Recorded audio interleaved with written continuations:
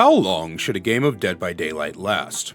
I've been asking myself this question for a long time. I've played various online games over the years: Rumble Fighter, Call of Duty, Halo, Overwatch, Apex Legends, Valorant, and more, and every game has a different average length of a match. By far the longest one of the ones I've played has definitely been Valorant. A Valorant match on average lasts like 20 to 23 minutes. It's actually kind of boring, because one more match is a third of an hour, and that can mean the difference between making a doctor's appointment and not making it.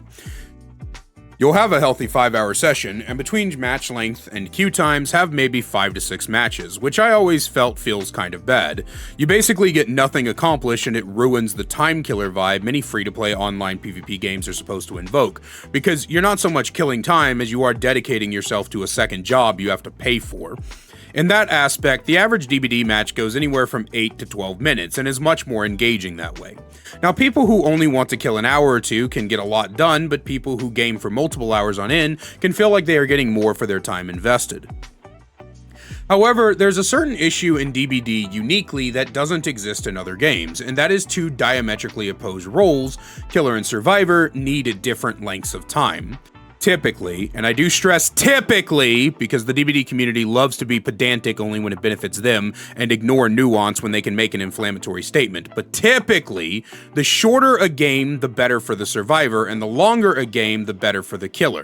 Shorter games typically mean the survivors are finishing gens faster, splitting up and using one 90-second window to complete 2 to 3 gens in one go, allowing for massive pressure and panic within the killer. And if the killer can manage to get early downs, create more discourse among the survivors, and reduce the number of gens being worked on, then the killer typically wins the war of attrition. Because of this discrepancy, games lasting 6 minutes normally mean the survivors win, and games lasting 15 plus minutes normally mean the killer has won, with the average middle ground of 8 to 10 matches basically being the balance we are looking for. That being said, in order for killers to slow the game down enough for them to actually get something done, they have to run slowdown. Now, this video isn't going to be a discussion around the presence of slowdown or how it'd be nice if killers could run anything else without the idea they are probably going to lose being at the forefront of every slightly off-meta build they put on. That's a discussion for another day. No, this video is going to be about how we can make slowdown healthier for the game and not so godforsaken infuriating to both play with and against. The problem. Anytime people complain about quad slowdown, it is normally accompanied by a specific build: Pain Resonance, Pop Goes the Weasel, Grim Embrace, and Dead Man's Switch. How this build works is you basically continuously regress gen progress while blocking the survivor off for extended periods of time and forcing the regression to progress further than it should. Sometimes, either Grim Embrace or DMS is replaced by Surge, essentially ensuring regression will happen to the gens one way or another.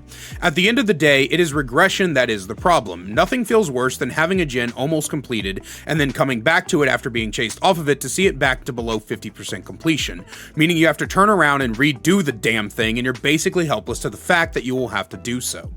Now, I will say that I think Pain Resonance is one of the healthiest perks in the game. It can only happen 4 times a game, it's very RNG reliant, and you have to get all 4 survivors to get its value. But its regression is also fairly strong in exchange, and it can mean the difference between a gen finishing and you making it over to the sorry sod working on that gen. The problem comes in when you combine it with Pop and Surge, 2 perks that cause massive regressions in their own right. Pop Goes the Weasel allows you to apply a massive regression after kicking a gen, and Surge damages gens in a 32-meter radius for 8%, which isn't a lot, but it is something to keep in mind.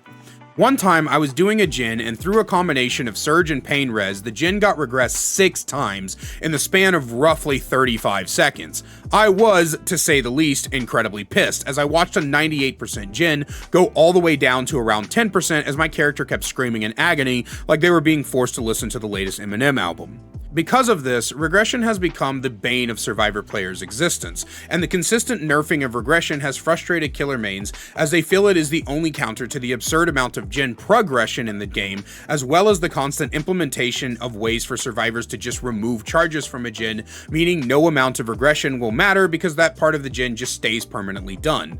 In that case, how would I personally implement slowdown without the absolute frustration that is caused by consistent regression and without making killer players feel like their only option is to consistently being nerfed into the ground with no compensation? Solution 1. Red bar go brrrr.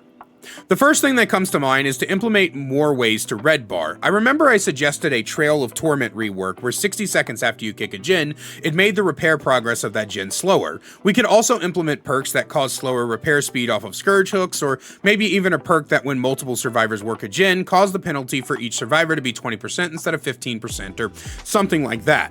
As of right now, the amount of ways to red bar a djinn that the killer can do come down to Gift of Pain or Thanophobia. Both perks easily countered and become useless from you playing the game efficiently. Gift's slowdown can only be implemented on the first unhook, and the slowdown is removed when they are injured, not even rehooked.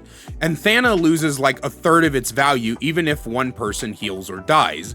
If we simply had more ways to inflict red bar on survivors that were reliable, then maybe we would have more. Here's some ideas. Remember, these are only concepts, numbers and such can be discussed later. A hex perk that causes all djinns to have slower repair speeds. A rework to Trail where djinns kicked have slower repair speeds. A buff to Gift of Pain that makes a slowdown happen after every unhook and heal. A perk that causes slower djinn repair speed when multiple survivors are working on one djinn. A perk that causes slower repair speed inside the terror radius. A perk that causes slower repair speeds to a survivor who takes a protection hit. A perk that causes slower repair speeds for each djinn that has been completed on a stacking token system. Basically meaning the more djinns get done, the harder it is to get the last ones done. Or we could do vice versa, where the slow speed starts off strong and weakens as djinns get done, to the point where it returns to normal speed by the last generator. With these ideas, hopefully we can get some more red bar go burr builds that will lead to slowdown that isn't now do it again syndrome. Solution 2. Hold the barricade! Djinn blocking is perhaps, in my opinion, the healthiest way of direct slowdown. If you're curious, the difference between direct slowdown and indirect slowdown is direct slowdown affects the generators, and indirect slowdown is things like hooking a survivor, getting a survivor in chase, pig head traps, hexes, etc., etc. There's actually more ways to block djinns than you think. Corrupt, Thrilling Tremors, DMS, Deadlock, Merciless Storm, and Grim Embrace are all very interesting and cool perks. While combining them with the regression can make them feel frustrating, I think just outright blocking the djinn is the healthiest form of direct slowdown. You're not sitting on a djinn for longer, bored out of your mind because of red bars, but you're also not having to redo the same boring tasks over and over again like you're an overexhausted maid at the Tasmanian Devil's House. Outright denying the work of generators also forces survivors to find other mini objectives to do, like chests and totems, and maybe I can recruit more people to my scavenger playstyle where I pop into chests and use whatever items they give me over outright bringing whatever item I want. However, I still have some ideas to incorporate more djinn block into the game, and remember, these are just concepts, numbers and even conditions can be tweaked later. A buff to Corrupt Intervention that makes it to where anytime a djinn would be unblocked, it is blocked for an additional 10 seconds. A perk that blocks djinns when the survivors get downed within a certain radius. A Scourge Hook that blocks nearby djinns. A perk that blocks djinns while a survivor is in chase near of it for a certain amount of time. A perk that blocks a nearby djinn after the killer is stunned. Solution 3. Buff Indirect Slowdown. One of my biggest complaints was when Sloppy Butcher got nerfed unnecessarily, it created a hole in a type of playstyle called Hit and Run.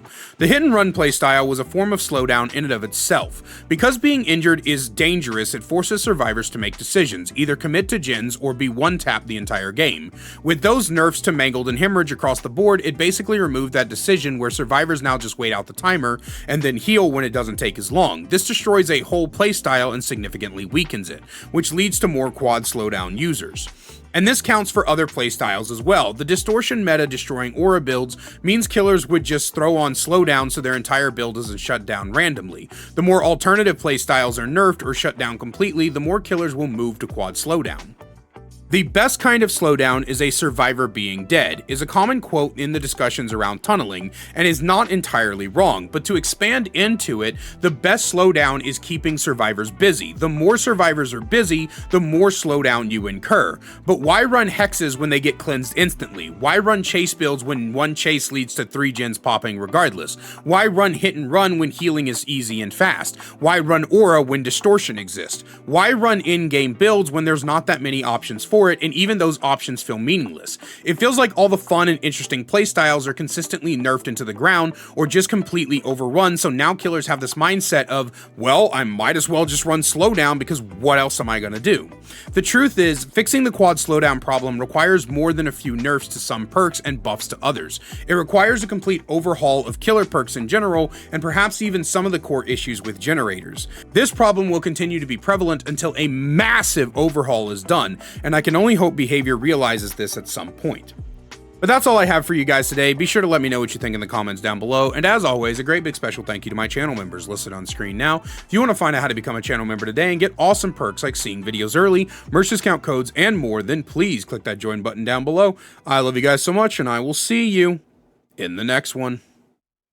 If you're a fan of Dungeons & Dragons, then check out my other channel, Kaiser the Bard, where I do things like discuss the game, give you DM and player tips, and more. We'll see you over there. Link is in the description.